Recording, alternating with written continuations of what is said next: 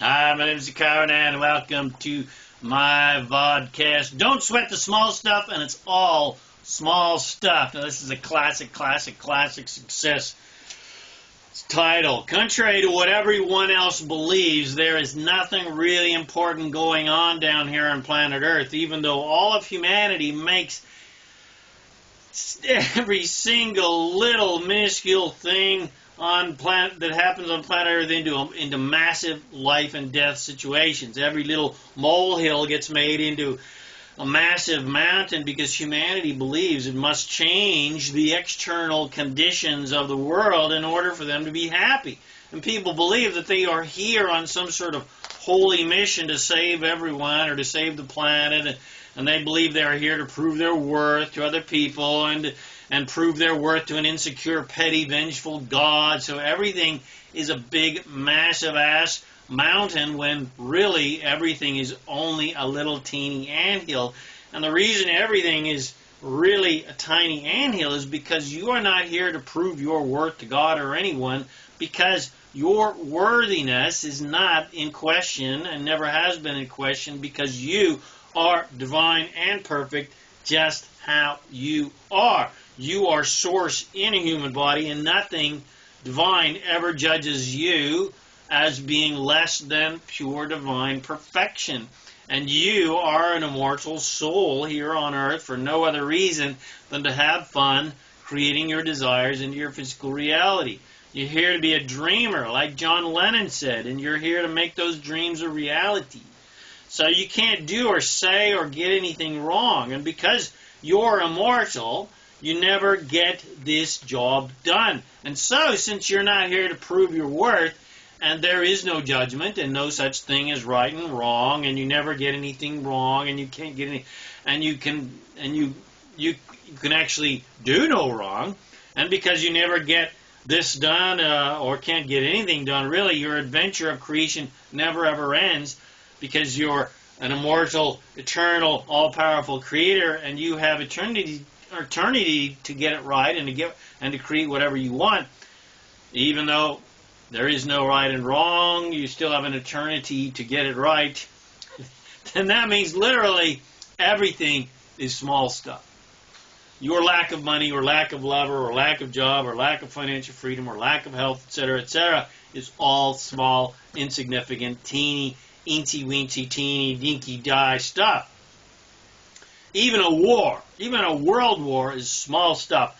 Even a stupid, idiotic joke of a pandemic is small, piddly-ass stuff. And if you compare your supposed giant problem of, say, a lack of money to someone who is, say, starving in Africa, then maybe you can get some idea of how petty and insignificant your little piddly problem is. And then maybe you'll stop thinking about it, which is why it exists in your life in the first place, because you've been thinking about it.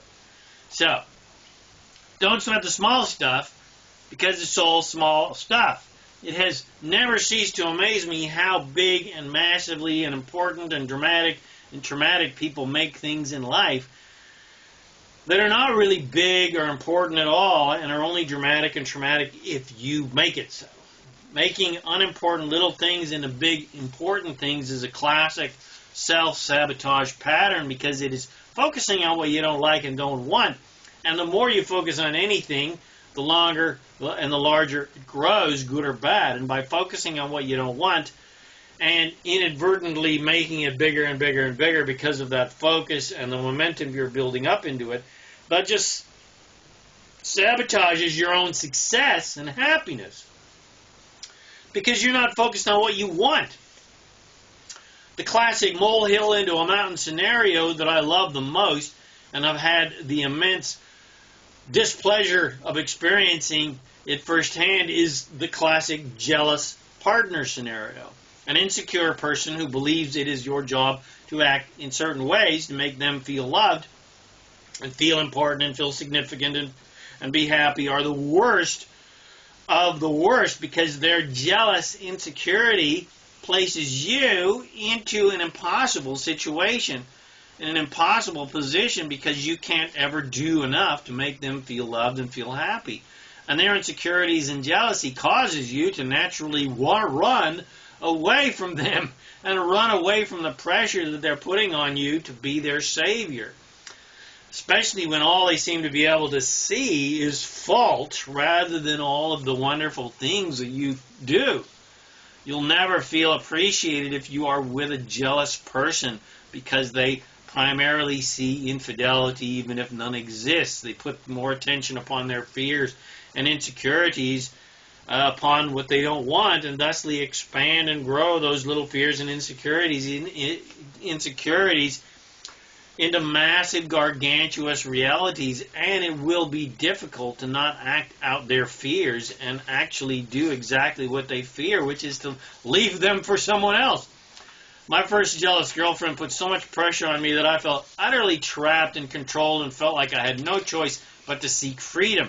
And that is more often than not the source of infidelity, which I don't see as any big deal at all.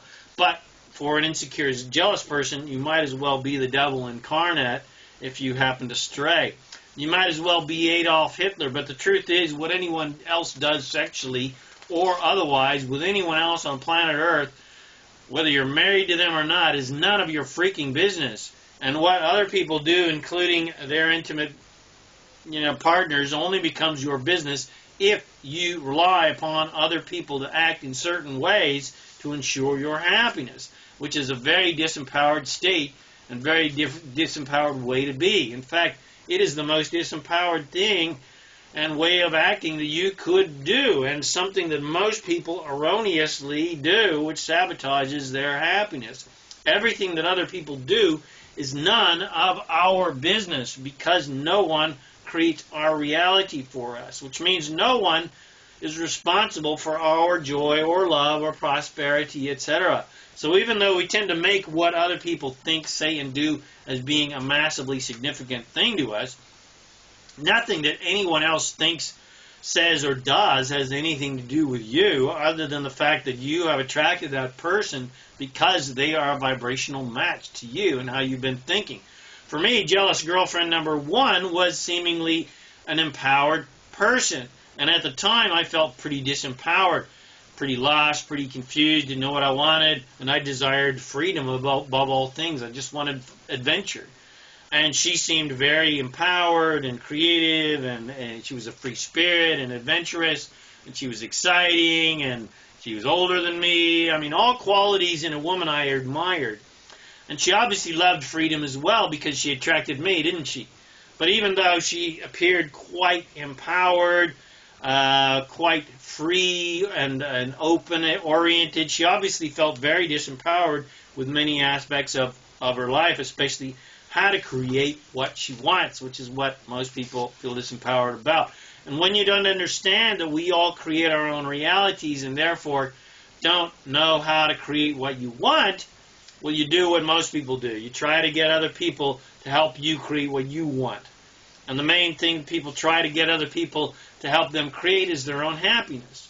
But you can never truly ever be happy if you are relying upon other people to be the source of your happiness, because you must become the prison warden of your own relationship prison, making sure everyone, including your lover, is in line and doing what you need them to do so that you can maintain your happiness. And if they don't, well, of course, they're rejected and scolded and punished, etc., etc. So again, the littlest thing that they don't do correctly becomes a massive mountain because their self-worth is dependent on that little action coming from another person. So what is the solution to your emotional issues? How do you get over the infidelities and the disloyalty? How do you get over a lover cheating on you, or a friend, or a lover, or a co-worker, or a boss stabbing you in the back, not treating you respectfully?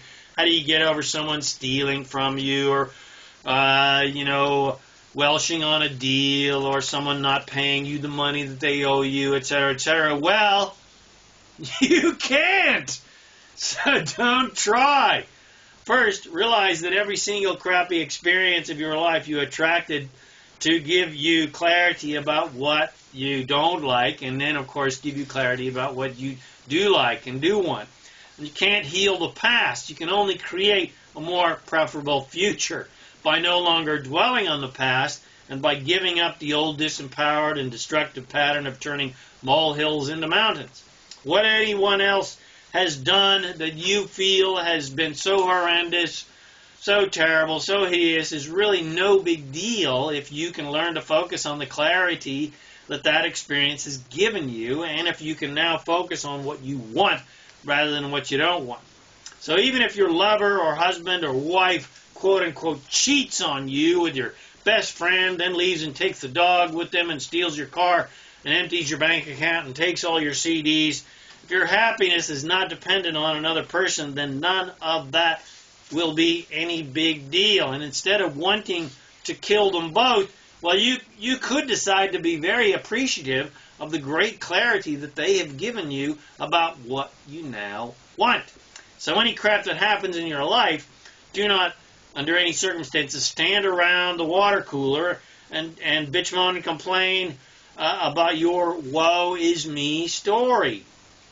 Do not, under any circumstances, call up your girlfriends and talk about your shitty life or your shitty boyfriend for hours and hours on end and turn something that is relatively insignificant, that is absolutely a molehill, into the end of the world.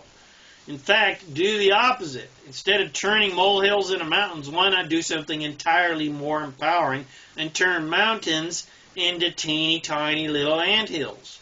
Turn the big hairy giant end of the world crap into an insignificant game that gave you lots of clarity and inspiration to now turn your dreams and new amazing and exciting desires into big giant mountains. And that is how you move the proverbial mountain, by making what you want big, massive, fun, exciting adventures. The crap in life is just little road signs on your road trip of adventure, of creation, pointing you in the right direction of what you want. And if you're not paying attention, well, you miss the road sign and head down the wrong road to doom and gloom. But if you're paying attention and you learn to appreciate the doom and gloom and the clarity that this doom and gloom gives you, to look for the light and look for the gold and look for the joy and look for the things that are easy to like, love, and appreciate, then your life can become one giant, fun-loving, exciting, prosperous, adventurous mountain of joy and fun, one after another. Woo! All right. Hope you enjoyed this podcast. If you did, share with your friends. Come visit me at ZaKaiRan.com for more self-empowering goodies to help you just create awesome mountains and clouds and fun things and fun adventures and fun prosperity. My name is ZaKaiRan, and I help success-minded people create the happy, abundant lifestyle you love. Thanks again for watching this video or listening to this podcast, and I wish you immense fun and adventure and prosperity on your magnificent journey of divine creation. And, of course, remember to make life a holiday. Woo-hoo!